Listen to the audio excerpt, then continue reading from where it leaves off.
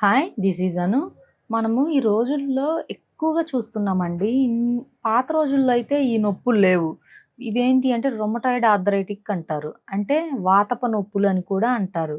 So, అయితే ఈ rheumatoid arthritic మనకసలు ఏ విధంగా వస్తుంది అనంటే, మనకి బాడీలో వాతపు శాతం బాగా పెరిగిపోయి, మనం తీసుకునే ఫుడ్ కరెక్ట్‌గా లేకపోయినా, మనకి రోజు మోషన్ పర్ఫెక్ట్‌గా లేకపోయినా కూడా మనకి ఈ నొప్పులనేవి ఉంటాయి. సో, అయితే ఈ ఏవైతే ఉంటాయో ఈ రొమటాయిడ్ ఆర్థరైటిస్ పెయిన్స్ అనేవి నార్మల్‌గా చూసుకుంటే మనకి ఈ కీళ్ళు అంటారు గదా! ఈ కీళ్ళల్లో ఎక్కువగా కనిపిస్తుంటాయి. లైక్ ఈ చేతులకి కానీ, కాళ్ళకుండే ఈ ఈ కీళ్ళకి కానీ ఉంటాయి. సో, వీటినేమంటారు అనంటే వాతరక్తం అని కూడా అంటారు వీటిని.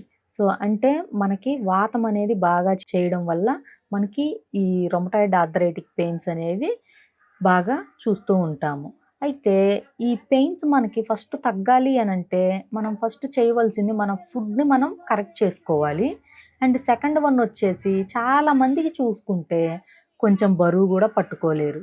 అండ్ మినిమమ్ ఒక 100 గ్రాములు, అర కేజీ అంటే 500 గ్రామ్స్ వెయిట్ పట్టుకున్నా కూడా వాళ్ళు పట్టుకోలేక దాన్ని మధ్యలోనే జార విడచడం, లేదు అంటే మోయలేక వెంటనే కింద పెట్టేయడం, ఇవన్నీ కూడా బాగా గుంజడం, కొద్దిపాటి బరువును కూడా పట్టుకోలేకపోవడం.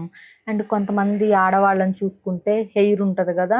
హెయిర్‌కి ఇలాగ అనుకోని ఇక్కడ క్లిప్స్ లాంటివి గూడా ఇలా ఫ్లక్కర్ అనేది ఒత్తేసి ఇక్కడ హెయిర్‌కి మళ్ళీ పెట్టుకోడానికి గూడా వీళ్ళ ఫింగర్స్ వీళ్ళకి సపోర్ట్ చేయలేకపోవడం. అండ్ కొంచెం దూరం గూడా నడవలేకపోవడం.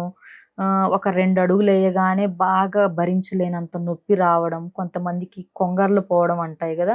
చేతులు ఇలాగా వంకరలాగా పోయి ఉండడం. కొంతమంది భరించలేనంత బర్నింగ్ సెన్సేషను, పెయిన్ ఉండడం. ఇవన్నీ ఉంటాయి. సో, ఇవన్నీ ఏంటి అంటే మనకి రొమటాయిడ్ ఆర్థరైటిక్ ఉన్న వాళ్ళకి ఈ సింప్టమ్స్ ఎక్కువగా చూస్తాము. అయితే ఈ ఏదైతే ఉంటదో వీటిని వాతపు నొప్పులు, గౌటు వ్యాధి అని కూడా అంటారు మా ఆయుర్వేదంలో. అయితే ఫస్ట్ మనం చేయాల్సింది ఏంటి అంటే, ఈ ప్రాబ్లమ్స్ అన్నీ ఉన్నప్పుడు మనకి ఫస్ట్ రోజు మోషన్ కరెక్ట్‌గా అవుతుందా లేదా ఒకటి చెక్ చేసుకోవాలి. అండ్ ఒకవేళ మోషన్ అవుతుంది అనంటే, అది వాసన బాగా వస్తుందా? లేదు అంటే బాగా మనం పెయిన్‌ఫుల్‌గా ఉంటుందా మోషన్ వచ్చే టైంలో? ఆ వచ్చే మోషన్ కూడా కొంచెం సాలిడ్‌గా ఉంటుందా? ఇవన్నీ మీరు ఒకసారి చెక్ చేసుకోవాలి. అండ్ ఆకలి బాగా వేస్తుందా? లేదా? లేదు అంటే మీరు ఏ ఫుడ్ తింటే మీకు ఆకలి ఎక్కువగా అనిపిస్తుంది? అండ్ పప్పులు ఇలాంటివి తిన్నప్పుడు అరుగుతున్నాయా? లేదా? ఆ టైంలో మీకు మోషన్ అవుతుందా? లేదా? ఇవన్నీ గూడా మీరు చెక్ చేసుకోవాల్సి ఉంటుంది. ఎప్పుడైతే మీకు ఈ రొమటాయిడ్ ఆర్థరైటిక్ లైక్ ఈ వాతపు నొప్పులు ఎక్కువగా ఉన్నాయో, మీరు ఫస్టు చేయవలసింది ఏంటి అంటే, చక్కగా మీరు ఉదయాన్నే ఒక కషాయం చెప్తాను. ఈ కషాయం గనక ఎవ్రీడే మీరు చేసుకొని గనక తాగితే, మీకు ఈ వాతము, ఈ కీళ్ళల్లో ఉండే వాతమంతా మొత్తం బయటికి కొట్టేసేసి కొంచెం ఫ్రీ అవుతాయి. లైక్ అదేంటి అంటే, చక్కగా ఉదయాన్నే ఒక అర లీటర్ మంచినీళ్ళు ఒక గిన్నెలో పోసుకొని, ఒక బౌల్‌లో తీసుకొని పక్కన పెట్టుకోండి. తరువాత దాంట్లో మీరు ఇంట్లోనే మనకు అల్లం దొరుకుతుంది గదండీ చక్కగా. అల్లం కానీ, సొంఠి కానీ ఏదైనా కూడా చక్కగా ఇంత పీస్ తీసుకోండి. ఇంత ముక్క తీసుకొని చిన్న రోట్లో వేసి మెత్తగా నూరేయండి. మెత్తగా నూరేసేసి ఈ నీళ్ళల్లో వెయ్యండి ఒకటి. అండ్ సెకండ్ ఇంగ్రీడియెంట్ వచ్చేసి జీలకర్ర ఉంటుంది గదండీ! జీలకర్ర ఉంటే జీలకర్ర తీసుకోండి. లేదు అంటే వాము ఉంటే వాము. అదొకటి ఏదైనా కూడా రెండిట్లో ఒకటి తీసుకొని ఒక స్పూన్ తీసుకోండి. ఇది కూడా చక్కగా కచ్చా పచ్చగా ఆ రోట్లో నూరేసేసి ఆ నీళ్ళల్లో వేసేయండి. ఇప్పుడు మనం ఇందులో 2 ఇంగ్రీడియెంట్స్ ఏసాము. అండ్ థర్డ్ వన్ వచ్చేసి మనకి ఉసిరికాయ ఉంటది గదండీ! నార్మల్‌గా మనం పచ్చళ్ళు పెట్టుకుంటాం గదా! సో, ఆ ఉసిరికాయ తీసుకోండి. ఆ ఉసిరికాయని కూడా చక్కగా కచ్చా పచ్చగా దంచుకొని పచ్చి ఉసిరికాయ ఉంటే అలానే వేసుకోండి కచ్చా పచ్చగా దంచి.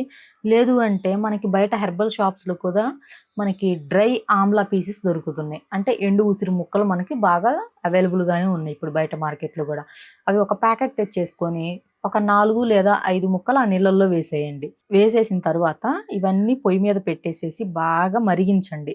మరిగించిన తరువాత ఒక 5 నిమిషాలు అలా బాగా మరిగించేసి, అందులో ఉన్న సారమంతా గూడా మనం ఇందులో ఏసిన అల్లము, జీలకర్ర లేదా వాము, ఉసిరికాయలు ముక్కలు వీటిలో ఉన్న సారమంతా గూడా ఆ నీటిలోకొస్తుంది.